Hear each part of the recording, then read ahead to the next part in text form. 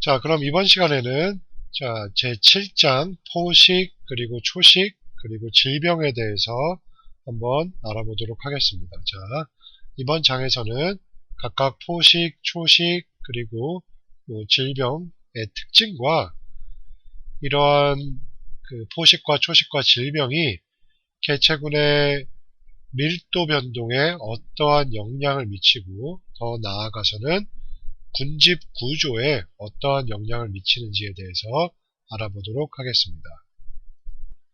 자, 이번 장에서 다룰 핵심 개념들입니다. 자, 먼저 진정포식자, 그 다음에 초식자, 그리고 기생자 간의 유사성과 차이점을 먼저 알아보도록 하겠습니다. 자, 이들 세 가지 정의에 대해서 먼저 각각의 정의가 무엇인지, 그리고 그들 간의 유사성과 차이점이 무엇인지에 대해서 알아보고, 그 뒤로는 포식의 치밀성과 이 피식자가 그냥 포식에 당하지만은 않거든요. 이 피식자가 포식에 대해서 어떠한 대응을 하고 어떠한 보상 능력을 가지고 있는지에 대해서 알아보도록 하겠습니다. 자, 다음으로는 포식자의 선택을 분석하기 위해서 최적 섭식법에 대해서 알아보도록 하겠습니다. 자, 그 다음으로는 이제 개체군 밀도 변동에 있어서 포식자와 피식자의 개체군의 밀도가 어떻게 변화하고 그 안에 내재되어 있는 주기성에 대해서 우리가 알아보도록 하겠습니다. 자, 마지막으로는 이러한 포식과 초식 그리고 기생이 어떻게 군집 구조에 영향을 미치는지에 대해서 알아보도록 하겠습니다. 자, 그럼 먼저 진정포식자, 초식자 그리고 기생자를 정의해 보도록 하겠습니다. 자, 여러분들은 포식 또는 포식자라고 하면 어떤 생각이 드시나요? 아마도 대다수의 사람들이 포식자라고 하면은 대부분 몸집이 아주 크고 포악한 큰 동물들, 예를 들면은 사자나 호랑이 또는 곰 같은 동물들을 아마도 연상하실 겁니다. 자, 지금 앞서 말씀드린 이러한 큰 포식자들은 포식자라는 정의 중에 일부에 속하는 진정포식자에 속하는 것들입니다. 자, 생태학적 관점에서 포식자라고 하는 것은 조금 더 넓은 의미를 가지고 있고, 따라서 포식자라고, 생태학에서 포식자라고 하는 것은 지금 앞서 설명드린 사자, 호랑이, 곰과 같은 아주 커다란 진정 포식자만을 의미하는 것은 아닙니다. 자, 이번 슬라이드에 적혀 있는 대로 한번 생태학 관점에서의 포식자가 무엇인지에 대해서 정의해 보도록 하겠습니다. 자, 생태학 관점에서의 포식자라고 하는 것은 다른 살아있는 생물, 즉 포식자의 피식자나 숙주, 이러한 생물들의 전체 또는 일부를 소비함으로써 포식자에게는 이익이지만은 피식자의 성장, 출산율 또는 생존율을 감소시키는 생물로 정의됩니다. 자, 따라서 생태학에서의 포식자라고 하는 것은 사자, 호랑이와 같이 피식자의 전체 또는 일부를 소비하는 생물뿐만 아니라 피식자의 성장, 출산율 그리고 생존율을 감소시키는 모든 생물로 확장되고 통합되어야 하는 것입니다. 즉, 포식자는 모두가 몸이 크거나 공격적이거나 또는 즉각적으로 치명적이지 않아도 된다는 것이죠. 심지어 동물일 필요도 없을 것입니다. 자, 다음 슬라이드부터는 이러한 생태학적 의미의 포식자에 어떠한 생물들이 포함되는지 한번 유형별로 알아보도록 하겠습니다. 자, 그럼 먼저 진정포식자에 대해서 알아보도록 하겠습니다. 자, 진정포식자라고 하는 것은 예외 없이 먹이를 죽이며 먹이를 공격한 다음에 즉각적으로 먹이를 죽이는 포식자를 의미합니다. 이러한 진정포식자들은 일생 동안에 몇몇 또는 수많은 먹이들을 소비하게 되는데요. 자, 이러한 진정포식자에는 어떠한 생물들이 포함될까요? 자, 이러한 진정포식자에는 사자, 호랑이, 곰뿐만 아니라 정의를 따르면은 거미, 그리고 바다에서 플랑크톤을 여과해서 먹고 사는 수염고래, 그 다음에 식물 플랑크톤을 소비하는 동물 플랑크톤, 그 다음에 씨앗을 먹이로 하는, 왜냐면 씨앗이 하나의 생물체이기 때문에 먹이로 하는 새들, 조류, 그리고 식충식물까지, 벌레를 이제 잡아먹는 식충식물까지 이 진정포식자의 정의에 해당하는 것입니다. 자, 우리가 다음으로 살펴볼 포식자는 초식자입니다. 자, 이 초식자의 정의가 무엇인지 먼저 한번 알아보도록 하겠습니다. 초식자는 앞서 설명한 진정포식자와 마찬가지로 일생 동안 몇몇 또는 수많은 먹이들을 공격을 합니다. 하지만 일반적으로 대상 먹이의 일부만을 소비하고요. 통상적으로 이 초식자들은 먹이를 죽이지 않으며 특히 짧은 순간 안에는 죽이지 않는 생물군을 의미합니다. 자, 초식자, 영어로는 그레이저인데요. 이 초식자의 대표적으로 그리고 가장 많이 차지하고 있는 생물군이 아마 1차 소비자들, 그 식물을 소비하는 동물군들입니다. 그래서 뭐 소, 양, 그리고 곤충 중에 뭐 메뚜기와 같은 생물들이 일단 초식자로 분류가 되겠죠. 하지만 이 정의를 따르면은 식물을 소비하는 소비자만 초식자에 포함되는 것은 아닙니다. 예를 들어서 일생 동안에 몇몇의 척추동물에서 소량의 혈액을 섭취하는 흡혈성 거머리도 이 정의에 정확히 부합을 하게 되는 것이죠. 자, 이렇게 지금 방금 말씀드린 흡혈성 거머리도 초식자에 포함이 됩니다. 자, 다음으로 마지막으로 살펴볼 포식자의 유형은 기생자입니다. 파라자이트. 자, 기생자 역시 대상 먹이의 일부분만을 소비합니다. 자, 이는 앞서 말씀드린 초식자와 유사한 특징이죠. 보통 그들의 먹이를 죽이지 않으며 특히 짧은 시간 안에는 죽이지 않는다. 자, 이것도 역시 앞서 설명한 초식자와 공통되는 특징입니다. 하지만 차이점은 일생 동안 하나 또는 아주 적은 수의 대상 먹이를 공격하는데 종종 먹이 생물과 상대적으로 다른 포식자나 진정포식자나 초식자에 비해서 밀접한 관계를 형성하고 있습니다. 자, 여기에 속하는 생물종들의 예를 한번 들어보겠습니다. 자, 기생자의 예로는 촌충과 같은 동물기생자, 그 다음에 결핵 박테리아와 같은 병원균, 담배 모자이크 바이러스와 같은 또 식물병원균, 겨우사리와 같은 기생식물, 참나무 잎에 충형을 만드는 작은 말벌 등이 있습니다. 자, 이들은 일반적으로 우리가 기생자라고 분류가 되고, 또 우리가 식물을 먹고 살면은 우리가 초식자라고 분류하기가 쉬운데, 사실 이러한 정의들을 따라보면은 식물과 밀접한 관계를 맺으며 하나 또는 몇몇의 식물의 수액을 뽑아 먹는 진딧물과 하나의 숙주에서 일생을 보내는 쐐기벌레 등은 사실 기생생물로 기생자로 정의하는 것이 더 생태학적인 포식자의 정의에서는 더 타당할 것입니다. 자, 여러분들 이 세 가지 진정포식자, 초식자, 기생자의 각각의 정의와 서로들 간의 유의점, 차이점에 대해서 한번 잘 기억해 주시길 바랍니다. 자, 앞서 설명한 진정포식자, 초식자, 그리고 기생자 간에는 근본적인 유사성이 존재하죠. 자, 그것은 이들 포식자들이 필요한 자원을 얻음으로써 먹이인 피식자의 출산이나 생존의 기회를 낮추어서 결국 먹이, 즉 피식자의 풍부성을 감소시키는 것이죠. 자, 이것이 포식자에 의한 영향인지 아닌지는 우리가 간단한 실험을 통해서 알 수가 있습니다. 자, 이 먹이 또는 피식자들을 포식자가 접근하지 못하는 상황에서 길러보고, 또 다른 한쪽에서는 포식자와 피식자가 함께 존재하는 곳에서 길러보면서 이들의 밀도 변동을 우리가 살펴보면은 지금 앞서 말한 것처럼 과연 포식자가 피식자의 밀도 변동에 영향을 미치는지 미치지 않는지를 우리가 정확히 판단할 수가 있겠죠.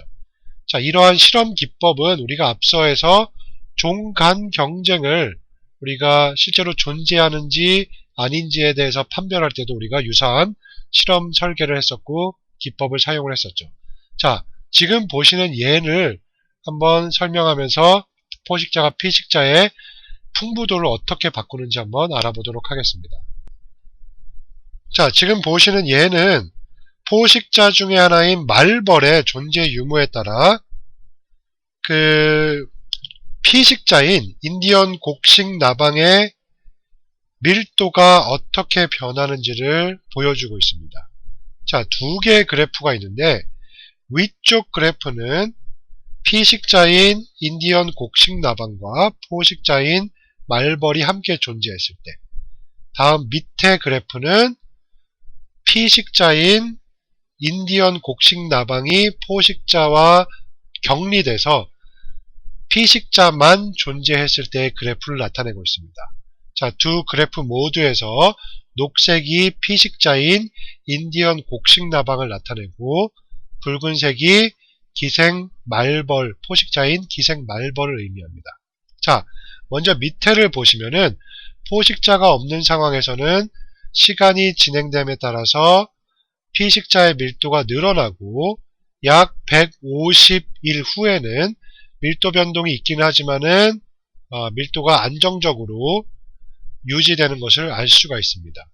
자, 이에 반해서 위의 그래프는 포식자가 존재함에 따라 피식자의 밀도가 증가함에 따라 포식자의 밀도가 이를 잡아먹는 포식자의 밀도가 뒤따라 증가하게 되고 포식자의 밀도가 증가함에 따라 피식당하는 인디언 곡식나방의 숫자가 늘어남에 따라 인디언 곡식나방의 개체군 밀도는 줄어들게 되고, 자, 이렇게 먹잇감이 밀도가 줄어들면은 포식자도 먹잇감이 없기 때문에 또 따라서 다시 줄어들고, 포식자의 밀도가 줄어들면은 다시 피식자가 잡혀먹는 비율이 낮아지기 때문에 또다시 피식자의 밀도가 높아지고 주기성을 가지고 계속적으로 반복적으로 포식자와 피식자의 밀도가 변동하는 것을 알 수가 있습니다. 자, 위의 그래프와 밑의 그래프의 차이점을 통해서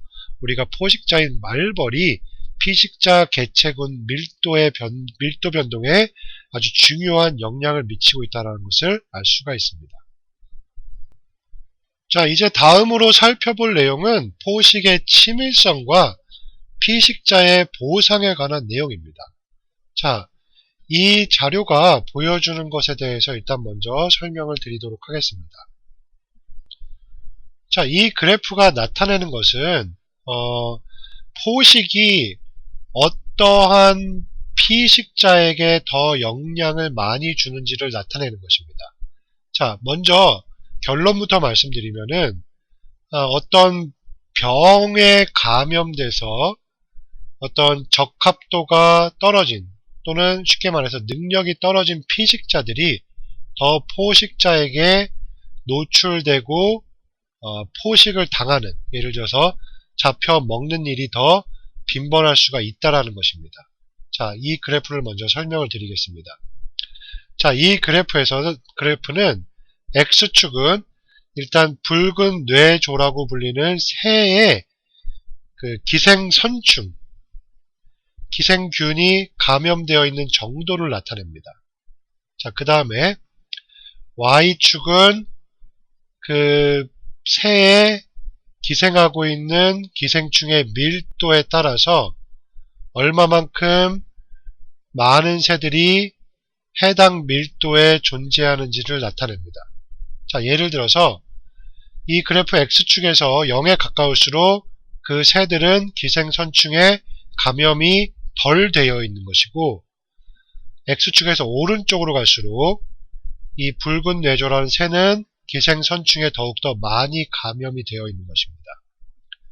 자, 이 중에서 이 그래프 두 개에서 A는 우리가 그냥 사냥을 통해서 새를 잡고 그 다음에 그 안에 존재하는 기생선충의 밀도를 조사한 것입니다. 자, 사냥을 통해서 우리가 사냥꾼이 잡은 것이기 때문에 그 새가 무슨 병원균에 감염되어 있고 감염되어 있지 않은 것은 이 사냥을 통해서 죽이는 것엔 영향을 미치질 않습니다. 즉 아주 랜덤하게 임의로 이 새를 잡아서 기생충이 얼마나 감염되어 있는지를 조사한 것으로 우리가 생각하면 됩니다. 이 위쪽 그래프 A는 지금 그렇습니다.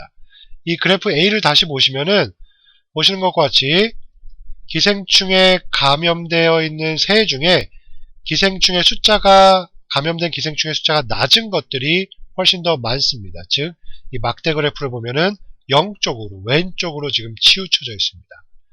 자, B는 이 밑에 있는 그래프 B는 포식자에 의해서 죽은 새를 우리가 조사를 해봐서 기생선충이 얼마나 감염되어 있는지를 확인해 본 겁니다.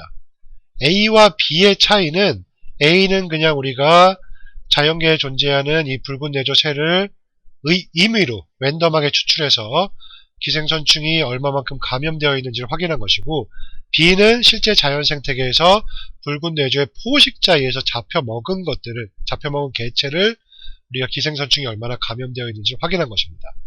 A와 B의 차이를 보시면은 포식자에 의해서 잡혀먹은 개체들이 기생선충에 의해서 훨씬 더 높은 밀도로 감염이 되어 있는 것을 알 수가 있습니다. 예를 들어서 5천에서 10,000마리 사이 X축에 보시면은 훨씬 더 비율이 포식자에 의해서 잡혀먹은 것들에서 나온 비율이 그냥 우리가 사냥으로 임의로 잡은 것보다 훨씬 더 높습니다. 즉, 이 데이터가 의미하는 것은 이 붉은 뇌조가 기생선충에 감염되면은 그 감염된 기생선충이 이 붉은 뇌조의 적합도, 그 다음에 어떤 생존에 필요한 능력을 떨어뜨리고 그 결과로 포식자에 더 빈번하게 잡혀먹는다는 것을 보여주는 자료입니다. 자, 그래서 포식과 피식이 그냥 랜덤하게 이루어지는 것이 아니라 이렇게 여러 요인들에 의해서 매우 치밀하게 이루어진다는 것을 보여주는 자료입니다. 자, 이번 자료는 이렇게 포식자가 매우 치밀하게 피식을 하게 되는데 이 피식자가 그냥 가만히 당하고만 있지는 않는 것이죠. 그렇다면은 가만히 당하고만 있다면은 항상 피식자는 멸종을 겪게 될 것입니다. 그렇지가 않고 이 포식을 또 피하거나 포식을 당했을 때 우리가 보상을 하는 컴펜세이션을 할 수 있는 능력이 피식자에 있다는 것을 보여주는 자료입니다. 이 자료의 경우에는 야생 용담이라는 식물에서 꽃이 어떻게 생성되는지를 보여주는 것이 A에 나와 있는 그림입니다. 자, 이 그림에서 이 생식기인 꽃은 노란색으로 표시가 되어 있고요. 이 용담이란 식물을 우리가 자르지 않았을 때는 왼쪽에 unclipped라고 써져 있는 것처럼 위로 쭉 뻗으면서 꽃을 형성해 나가게 됩니다. 오른쪽 클립트라고 된 것은 우리가 초식자를 흉내내서 이 식물을 우리가 식물의 잎이나 줄기를 잘라본 겁니다. 잘라봤더니 이게 자라나는 구조적 형태가 틀려지면서 보이는 경향이 꽃을 오히려 더 많이 만들어내고 있습니다. 왼쪽 unclipped, 우리가 아무런 가해를 하지 않은 것보다 오히려 더 위쪽으로 옆으로 더 많은 가지를 만들어내면서 훨씬 더 많은 꽃의 숫자를 만들어내고 있습니다. 자, 이것을 보여주는, 지금 말로 설명드리는 것을 숫자로 보여주는 것이 그래프 B입니다. 자, 오른쪽 X축 같은 경우에는 우리가 언제 이 가해를 했는지 안 했는지를 나타내는 것입니다. 맨 첫 번째 X축에서 컨트롤은 가해를 하지 않은 unclipped라고 왼쪽 그림에서 나온 대조구입니다. 자, 그 다음에 7월 10일, July 12라고 적혀 있는 것은 7월 12일 날 이 식물이 상당히 어렸을 때 우리가 초식을 흉내내기 위해서 가해를 한 경우를 나타내고요. 그 다음이 7월 20일, 그 다음에 7월 28일, 더 식물이 자랐을 때 가해를 했을 때입니다. 자, 보시는 것 같이 식물이 자라는 초반 7월 12일하고 20일 날 초식을 흉내내서 이 식물을 가해하면은 왼쪽의 그림처럼 더 많은 꽃이 생겨납니다. 자, 그림처럼 컨트롤은 약 12개의 꽃을 만들었지만은 7월 12일과 7월 20일 날 가해한 식물에서는 20 또는 30에 가까운 꽃을 만들었습니다. 하지만 식물이 더 자라고 나서 거의 생장과 성숙을 마무리한 한 단계인 7월 28일에 가해하면은 더 이상 보상이 일어나지 않고 이 식물이 가해당한 만큼 꽃을 생산하지 못하는 것을 나타내고 있는 것입니다. 자, 그래서 이 자료는 식물이 어떻게 포식에 대해서, 초식에 대해서 실제로 보상을 할 수 있는지를 보여주고 그 보상의 유무는 언제 가해를 했는지, 어렸을 때 가해를 했는지, 노숙 후에 가해를 당했는지에 따라서 달라진다는 것을 보여주는 자료입니다. 자, 이 다음 시간부터 7장 마지막 시간으로 그 포식의 치밀성에 대해서 조금 더 알아보고 포식자의 행동과 그 다음에 포식자 개체군 동태, 그 다음에 포식자가 군집 구조에 미치는 영향에 대해서 알아보도록 하겠습니다. 자, 그럼 제 7장 첫 번째 시간 여러분 수고하셨습니다.